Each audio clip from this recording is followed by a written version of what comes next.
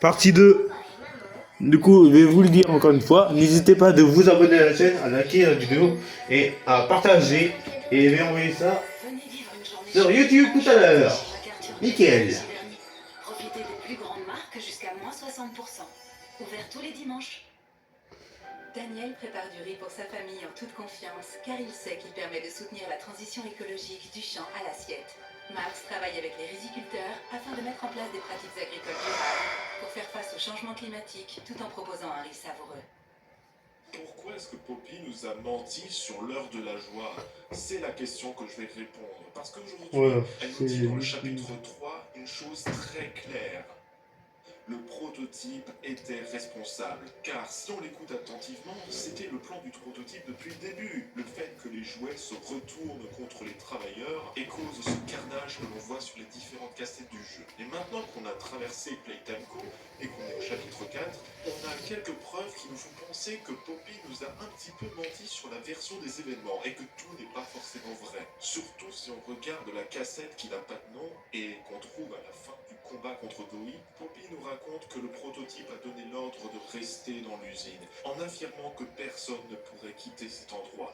Elle l'a exprimé plusieurs fois, cette haine qu'elle avait, en disant tout de même qu'elle était d'accord avec ce que le prototype lui disait. Elle nous parle aussi du besoin des autres jouets de se nourrir d'autres corps. Et enfin, elle pleure sur l'absence de son père, lui rappelant à quel point lui, il savait quoi penser, il savait quoi dire, comment l'usine était meilleure quand lui était le patron.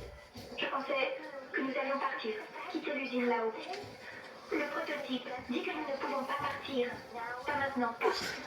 Jamais. Je le déteste. Je le déteste et je déteste cet endroit. Et je déteste qu'il soit... Il a tout expliqué et il a raison. Ce qu'ils nous ont fait, nous ne pouvons jamais laisser cela nous arriver, à nous ou à quiconque d'autre. Cela ne me fait pas me sentir mieux à propos du corps, donc les garçons ne mourront pas de faim autrement. Ils mourront, mais c'est toujours dégoûtant. J'aimerais que tu sois là, papa. Tu saurais quoi dire. Quand tu dirigeais cet endroit, tu savais toujours quoi dire. On a la confirmation qu'elle a joué un rôle beaucoup plus important que ce qu'elle voudrait nous faire croire pendant cette heure de la joie. Son rôle qu'elle a joué dans l'heure de la joie est révélé dans le chapitre 4. Quand nous sommes bloqués avec Kissimisi dans le bloc de ventilation, Poppy parle avec le prototype et il révèle que le rôle de Poppy était beaucoup plus important que ce qu'elle nous a dit. Et quand elle demande au prototype « Mais comment sais-tu tout ça ?» il lui dit « Tout ». Elle finit par paniquer et s'enfuit avant que le sol explose sous nos pieds, qu'on se fasse rattraper par Kissimisi. Mais tout de même, on tombe. Et Kissy, vous savez son histoire dans une autre vidéo que j'ai postée sur la chaîne. Donc, si elle ment à propos de son rôle dans l'heure de la joie, mais que voulait-elle bien nous cacher? L'heure de la joie n'était pas juste un événement chaotique isolé, c'était ce qui marqua le moment où tout allait changer. Playtime Co avait déjà fait des expérimentations sur beaucoup de jouets, en dépassant toutes les limites imaginables avec l'initiative des plus grands corps. Et le résultat, on le connaît tous, un chaos total où plus aucun ordre n'est respecté, où on a pu voir les ouvriers de l'usine se faire démolir et l'usine devenir une ruine que l'on explore dès à présent. Mais est-ce que c'était un désastre incontrôlé ou quelque chose qui a été intentionnel? Quelque chose de planifié? Est-ce que l'heure de la joie était un événement décidé à l'avance? Et si c'est le cas, qui l'a-t-il démarré? Poppy nous dit que c'est le prototype, mais regardons vraiment ce qu'on sait. Un peu avant la fin du chapitre 3, elle nous montre cette cassette de l'heure de la joie. Elle nous dit qu'on mérite de connaître la vérité en la regardant. Elle se présente en victime, comme quelqu'un qui a failli mourir pendant cet événement, quand tout le chaos a démarré. Elle fait toujours attention à nous dire que le prototype est vraiment l'ultime vilain, que c'est lui qui a tout fait et que tout est à cause de lui. Mais dans le chapitre 4, plus on avance dans l'histoire et plus son histoire n'a aucun sens. Commençons d'abord par parler du prototype. À chaque fois qu'on a vu le prototype arriver dans le jeu, c'était toujours pour reprendre des parties de jouets qui étaient détruits. Et en particulier ceux qu'on a détruits. C'est son objectif premier depuis le début. Mais si c'est vraiment le cas, alors est-ce que ce serait logique qu'il ait causé tout ça dans l'heure de la joie? Son comportement nous laisserait penser qu'il est plutôt intéressé par le fait de prendre des parties de jouets qui sont laissées après le chaos, pas le lancer par lui-même. Mais il y a une chose qui met en difficulté le récit de Poppy quand le prototype est libéré, c'est l'indépendance. Le prototype n'a pas vraiment l'air d'être libre, contrairement à Poppy. Alors oui, on a vu le prototype prendre Mommy Longlegs et Catnap, mais quand même, Poppy a disparu pendant presque un chapitre et demi, et il semblerait qu'elle ait le plus de liberté parmi tous les autres jouets. Et n'oublions pas tous les messages autour de la pièce de Poppy qui nous disent de courir. Si elle était vraiment une victime innocente, mais alors pourquoi est-ce qu'il y aurait quelqu'un qui écrive autant de méchanceté sur elle, ainsi que des messages d'avertissement pour ne pas la faire sortir? Ça veut dire que même avant l'heure de la joie, il y avait déjà des individus qui ne faisaient pas confiance en Poppy dans Playtime Co.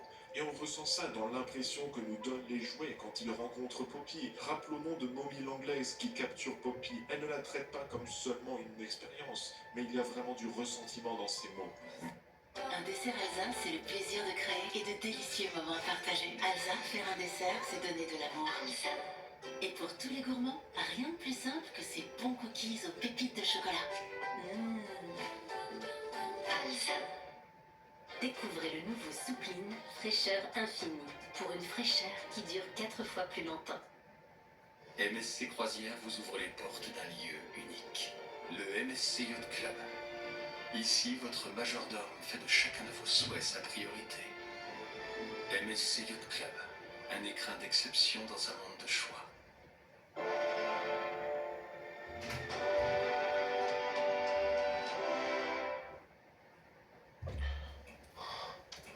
Elle dort. Et lui aussi. Tous sauf moi. Rory. Excited, Bobby? Très excitant, maman. Au lieu de cela, pourquoi ne pas en faire un jeu? La station de jeu fonctionne toujours. Ce sera comme au bon vieux temps. Et si tu gagnes les 3 jeux, je te donnerai le code du train. Maman, quelle était cette idée, Poppy? C'est comme si Poppy avait fait quelque chose de si mauvais qu'elle avait gagné toute la haine des autres créations. Si Poppy était vraiment innocente, pourquoi serait-elle vue comme une ennemie? Et aussi, il y a son comportement assez étrange durant tout le jeu, où une fois qu'on l'a libérée, elle nous donne des informations selon ses conditions. Et elle nous montre seulement ce qu'elle souhaite nous faire voir. Elle nous dit aussi directement où est-ce qu'elle veut qu'on aille. Et le plus important, c'est qu'elle a vraiment des détails que nous n'avons pas et qui nous aideraient vraiment à comprendre, mais qu'est-ce qui se passe dans cette usine? Si elle était vraiment de notre côté, mais pourquoi chercherait-elle à cacher autant d'éléments?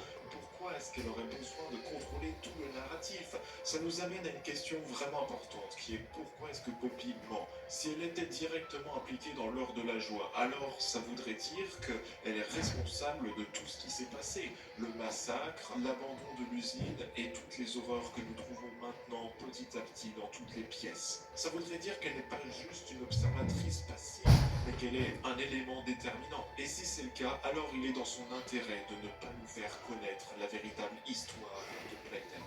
À chaque fois qu'elle accuse le prototype, elle cache petit à petit la véritable histoire et le rôle qu'elle a joué. Et ça nous fait penser qu'elle n'est seulement qu'une victime et qu'elle n'a rien fait de mal. Et c'est comme ça que c'est beaucoup plus facile pour elle de nous manipuler et qu'on l'aide.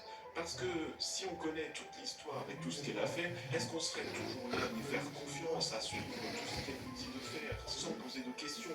C'est aussi important de se rappeler que Poppy n'était pas juste une autre expérience. Elle était la première expérience, le premier succès de Playtime Co, qui a réussi à faire rentrer des humains dans les corps de jouets. C'est ce qui l'a rendue unique et lui a donné de la valeur. Et ça voudrait aussi dire qu'elle a plus de conscience de ce qui est en train de se passer que tous les autres jouets ou tous les autres ennemis que nous avons rencontrés. Et si elle était la clé du travail de Playtime Co, alors ça voudrait dire qu'elle aurait une doute dans ce qui s'est passé durant l'heure de la joie.